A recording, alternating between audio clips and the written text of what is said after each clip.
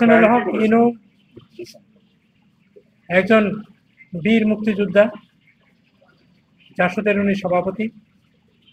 ওনাকে প্রশ্ন করা হয়েছে যে আপনার কোনো বক্তব্য আছে কিনা, যে আপনি কি দোষী কি নির্দোষ। তো উনি তার নির্দোষ বলতে যে আদালতকে দিয়ে একটা কথা বলেছেন, তারপর উনি জোর গলায় বলেছেন যে উনি সম্পূর্ণরূপে নির্দোষ। তারপর আদালতের মুলতবি হয়েছে।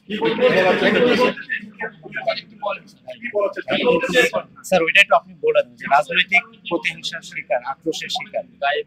উনি বলছেন মামলাটি উদ্দেশ্য প্রণোদিত এবং রাজনৈতিক আক্রোশের উনি শিকার, এবং উনি বর্তমান তত্ত্বাবধায়ক সরকারের সে ঘোষিত নীতি, যেখানে সরকার নিজেই বলেছে অনেক গায়েবী মামলা হয়েছে, উনি দাবি করেছেন যে উনি ওই অনেক গায়েবী মামলার মধ্যে উনি একজন শিকার হয়েছেন, এইটা উনি দাবি করেছেন।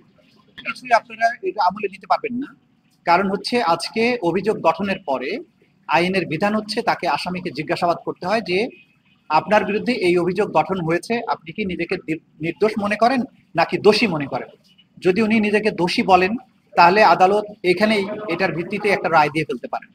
আর যদি উনি মনে করেন যে তিনি নির্দোষ হলে মামলাটি বিচারে যাবে, সাক্ষ্য প্রমাণের মাধ্যমেই তাকে প্রমাণ করতে হবে তিনি নির্দোষ, আর প্রসিকিউশন প্রমাণের চেষ্টা করবে তিনি দোষী। এই প্রশ্নের জবাবে তিনি একটা জবাবই শুধু দিতে পারবেন, সেটা হচ্ছে উনি দোষী না নির্দোষ। এর বাইরে তিনি যে সমস্ত বক্তব্য দিয়েছেন এগুলো আমলে নেওয়ার কোনো সুযোগ নেই।